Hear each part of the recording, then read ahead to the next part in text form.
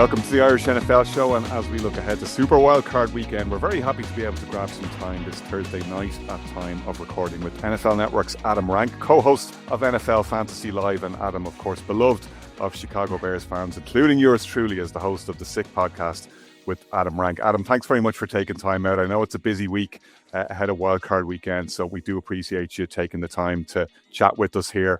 For Irish-based Bears and Packers fans, let's not forget them. We have a 1 a.m. start. We can forget them. It's not a big deal. We don't mind them. It's one of the things that anybody who's sitting here who has been covering or supporting the Bears across the pond for quite some time right now, you've really had to stick with it. You've really never had the opportunity to really enjoy us going to the play. I was thinking about this because some Lions fan was popping off like, hey, you guys aren't used to going to the playoffs. And I'm like, hey, yeah, you're right. But it's one of those things like you've really, it's like supporting a lower level team where you're like, yeah, we're never in the playoffs. Where everybody out there everybody in Ireland who is supporting the Packers, like you just picked a good team, and I sit here as somebody who supports Arsenal. So I really don't have too much to say about this, but it's like one of those things like, hey, look, like you've sat at a throne of ease for quite some time. So this is an exciting moment for the Bears fans. So yes, we will forget the Packers fans. Let's focus in on those hardcore Bears fans who have gotten pretty much nothing over the last decade, but now a real opportunity to make some noise here in the playoffs. Well, I'm dating myself here, Adam, but I was on the bandwagon right at the start in 85. I had an uncle in Chicago, sent me back a Chicago Bears baseball cap, so I had an emotional attachment, a family attachment, started supporting the Bears at just the right time. And people used to talk about the Packers. I'm like, but they haven't been good for years, right? When was the last time the Packers were good? Whereas nowadays, of course, I meet fans below a certain age, and they'll say, why do you support the Bears? How did that happen? And you have to go deep into the depths of history and show them some Saturday Night Live videos and explain to them who Jim McMahon. Yeah, you got to be of a certain age for sure. Yeah, it's been a while, but as we were saying here, we'll wait till 1 a.m. on Sunday morning for that to kick off. But you certainly don't mind waiting, of course, if you're a Bears fan, because it's been a while, as you say. Tell us why, for Irish fans, this one is worth staying up for. This is the first time in a long time that I feel you can be really confident in the coach, in the quarterback, everything that has been working for the Bears so far this season. Going back, 2020 was really like one of those years where we made the playoffs and you're like, yeah, whatever. Like we're not going to the Super Bowl. But like in 2018, and I will give credit to Matt Nagy and that 2018 side, of course, with Vic Fangio as the defensive coordinator, there's real optimism because the defense was so good. And you hear about this, like in the playoffs, defense travels. If you have a good defense, you should feel like you have a really good chance, which is weird to say because that's the one thing with the Bears right now where I don't necessarily feel the most confident, but I do feel confident in the coach and the coaching staff. And we've seen time and time again, this team has rallied from the depths. It's like we're in an alternate strand of the Bears multiverse here where you arrive somewhere. Wait, no, the Bears have a great offense. The Bears quarterback passed for more touchdowns than the Packers quarterback. What's happened here? But they can't defend at all. No, it's really like one of those things where you usually get to the playoffs or something. It's like, well, their defense is so good that they're keeping them in games.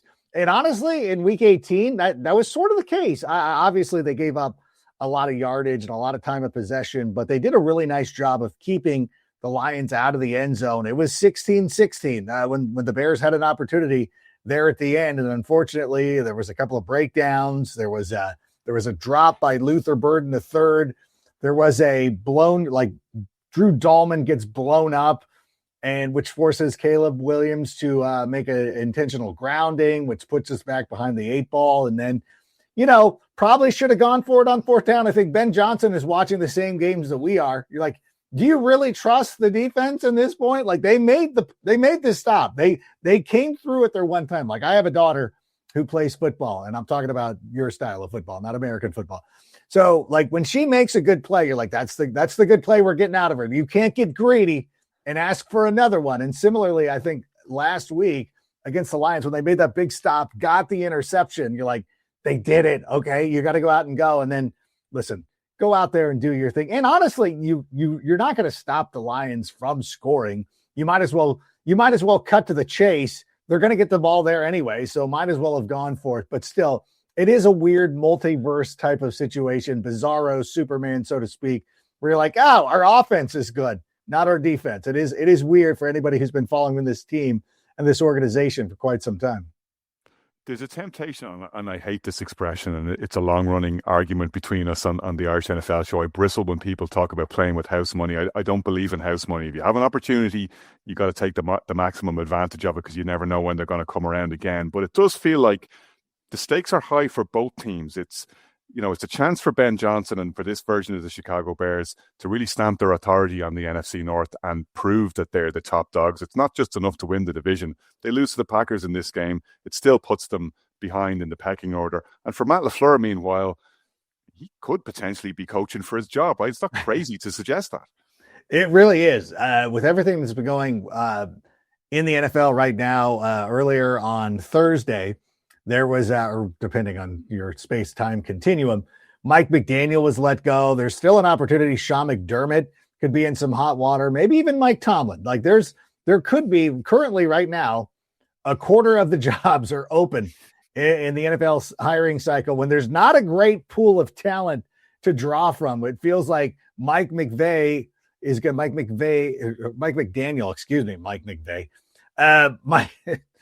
Mike McDaniel could end up getting a new job immediately after getting let go by the Dolphins. So it is strange. It is a strange universe. But I want to go back to what you're talking about with the house money, and I think that is you hear a prevailing argument about that. And listen, at the end of the season, when we're driving home and everything, when the year's done, we can go back and maybe look at it from that lens. But I'll give you a golfing analogy here. Is a lot of times when I'm sitting there and I'm playing golf, my goal is to score somewhere in the 80s. I want to break 90 typically. However, if I'm sitting there on the 17th hole and I'm at 70, well, now my expectation changes. And now I'm looking at like, well, now I could break 80, a couple of pars and I'm breaking 80. My expectation has changed. And if I don't break 80, I will be disappointed in the moment. And I think it's very fair to say that. If I sat there and I shot an 80, which would probably be would actually be my best round. I've gotten an 81 before, but 82 I think might be my best, but I've never broken 80. If I didn't break 80, I would be disappointed in the moment. Now getting home, having a couple of pints, whatever, I might look back and be like, that's pretty good. Like 80's pretty good. Like but in the moment, you got to attack it with the opportunity that has been presented in front of you. This is a real opportunity to go out there and do something that the Bears haven't been able to do since 2006. That should be the goal. And Ben Johnson came into the locker room this week and he said, listen, if you're not planning here to be here for 5 weeks, leave right now, because anything less than going to the Super Bowl, now that we're in this tournament, the ultimate goal should be getting to the Super Bowl and winning it. And if that is not your goal, you should feel disappointed. As you and Greg Braggs were saying, though, on the SIG podcast just a couple of hours ago, Bears fans in particular would clench up just because it's the Packers. Like in many ways, a lot of Bears fans would rather have played any team other than the Packers and would have felt a lot more confident. And as the point you made, you put any other jersey on this team and Bears fans are going to feel good coming into it. It's just the sight of those jerseys and those helmets coming into Soldier Field will intrinsically make the Bears feel, oh, this is not going to be our day. Yeah, you know what? If it was the Rams or the 49ers or whomever, the Panthers, whomever, it doesn't matter. We would have a different mindset going into this because of the laundry that is being worn by the people on the other side of the field. And I think that's a big thing that you got to get over. And again, going back to golf analogies, it's like, it's real easy to make a 3-foot putt on the practice range, but now all of a sudden you're sitting there with an undulating green. You're going to feel a little bit differently. For the fans, they feel that way. And it's understandable. There's been a lot of trauma for old heads like us. You look much younger. I'm really shocked when I came on. If you would have told me, if you would have told, I honestly, I would have like if you would have said like I'm not old enough to remember 2006, I would have believed you. I'd have been like, okay, fair play. 85, goodness gracious. But here's my thing: is people have said, and somebody made a comment during the chat on the show where they're like, hey, like, I'm not saying we wouldn't have a better chance of beating the Rams or the 49ers. And I'm like, that's true. I think all these teams are equal. Our Achilles heel is the defense, and all these teams that we're going to be playing have great offenses. So it would be it's going to be challenging no matter who it is. But it feels more daunting because it is the Packers, because Packers bloggers and social media content creators are going to be coming after you. And as somebody who I would say I'm one of the more visible Bears fans out there, I'm certainly one of the most active. I'm going to hear about it. Like, there's always that fear, but I'm like, I can't let that bother me. I can't live my life that way, worrying about what, Johnny Cheese is going to say on Twitter Saturday night if we lose. That shouldn't be my problem. What I should really be concerned with right now is this Bears team going to come out, show some effort early on, get a lead? Let us, and we're being so greedy to the point of like, not only do we want to win, we're also requesting, like, can you win by a bunch so I don't have to sweat it out? Like, just the win would be fine. But Greg was being greedy where he's like, you know what? I want to win by 20. I'm like, yeah, I would love to win by 20, but I don't think that's going to, let's just take the win. Let's not ask for too much. You know what I'm saying?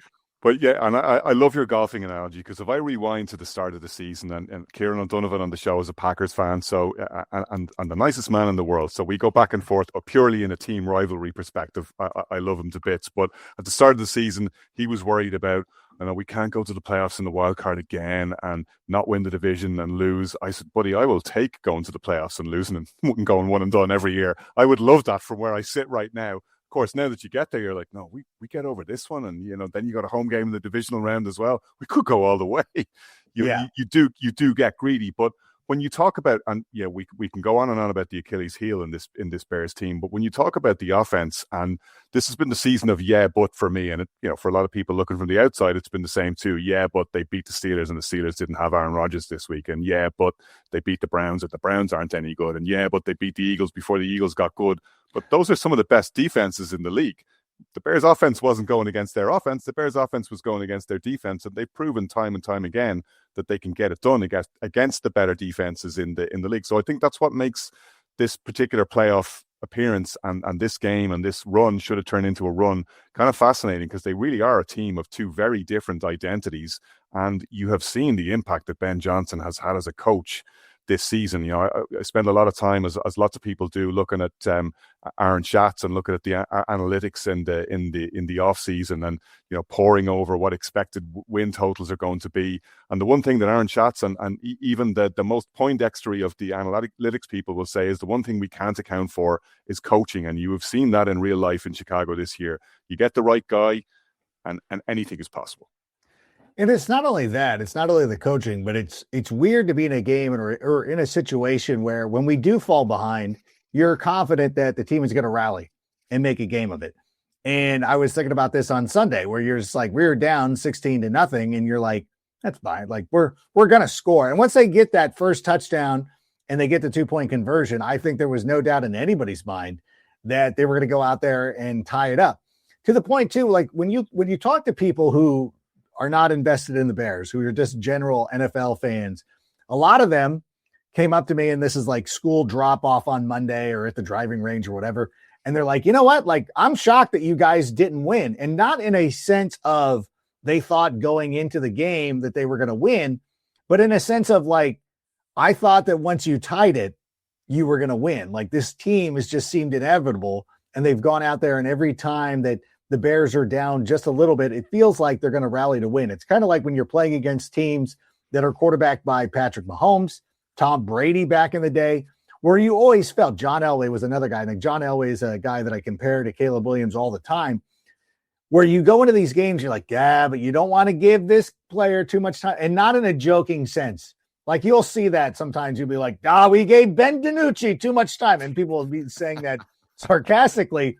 They really mean it with Caleb Williams. And again, as you said, all the Poindexters can sit there and be like, well, estimated points per arrival, like whatever metric you want to show me, none of that stuff matters to me once you just start playing football. And it's shown time and time again. And unfortunately on Sunday, it didn't work out. I will say this though, I kind of feel, and this is going to be strange to say, like, you become too reliant on it that, like, yeah, we're going to rally. Like, we're going to do, like, if the Bears had won on Saturday, I would have loved it, because I would have loved to have finally beat the Lions. I would love to go into this playoff situation with a little bit more momentum. But also at the same time, it was a pretty good reminder where you're kind of like, hey, it's not always going to be this easy. Kind of like when your kids going to face some adversity. Like you don't want harm to come their way, but you're like, yeah, like sometimes you do have to try. Not that they're not trying, but you do got to put in a little bit of an extra. You got to put in a little bit more effort. You got to play a little bit more crisp. There needs to be some more urgency. You need to make smarter plays. And going back and looking over, the tape once again, and you're like, there were some missed opportunities that we could have taken advantage of. Obviously, the players and the coaches are looking at this as well. And I hope that translates on Saturday night. But you know what? This is the first time in a long time, probably ever, that I just feel so confident about a Bears team. And it's refreshing for a change. Looking at the slate on Super Wildcard Weekend more broadly, Adam, it's refreshing to see, and this has been the pattern over the last couple of seasons, that you see 3 or 4 new faces and you see teams coming from nowhere. This is what the NFL wants, right? You want every team to be competitive, and you don't want to see the same teams every year, unless you're a Chiefs fan, of course, and boo-hoo-hoo, they don't get to see their team in the playoffs this year. It sets up a really nice weekend of action, though, right? I know the divisional round is probably the one that the cognoscenti look forward to most, because the cream of the crop has risen to the top by that stage. But outside of maybe Rams Panthers, it's very hard to call a lot of these games, and it makes for what should hopefully be a really intriguing 72 hours of action. Yeah, when you say cream of the crop, I don't know if you're trying to make a Randy Macho Man Savage reference right there. But the interesting thing is, it kind of reminds me of the WWE Attitude Era, where you had Hulk Hogan and you had Macho Man go to WCW, and WWE was faced with a situation of like, who are our stars? Like how do we make new stars? Because everybody thought it was dire. Like, oh, they're done. They don't have Hulk Hogan anymore. Somebody else has to emerge. Now, somebody this weekend is going to end up being the new Stone Cold Steve Austin, the new Rock, or somebody like that, or the new John Cena. Who are those teams going to be? I think there's a great chance that teams like, Denver, even though they don't play this week, but like, when you think of Drake May and Trevor Lawrence and obviously the Bears, like there are some teams that not only are here, but actually have themselves set up for a little bit of success, where you have the quarterback, you have the coach, and you have an opportunity to be good, not only this season, but for a long time. So I love this part of the NFL where new superstars kind of emerge. We saw it a couple of years ago, when Tom Brady retired and Patrick Mahomes eagerly took up that mantle and he ran with it. And now it's time for somebody else to step up and take charge. That said, you mentioned the Bills there, and it opens up that really intriguing question for me, and I'm interested in your take on it, because we just literally discussed it in another show we were recording where we were picking the games for the weekend. You look at that AFC bracket and you think, well, anybody could win that. But the team that's looking at it going, oh my God, this is a once-in-a-generation chance, even if we have to go on the road to do it, must be the Bills, right? Because they don't have Patrick Mahomes in front of them this year. They've no Lamar Jackson to contend with. If there's a why not us team on that side, it's got to be them. Is it the Kofi Kingston, where it's like, you've been around for a long time, we really like you, you're a great guy, let's give you the strap? There's Josh Allen with his he has his Kofi Kingston moment where he could go out there and make and it's funny because Kofi's a Patriots fan.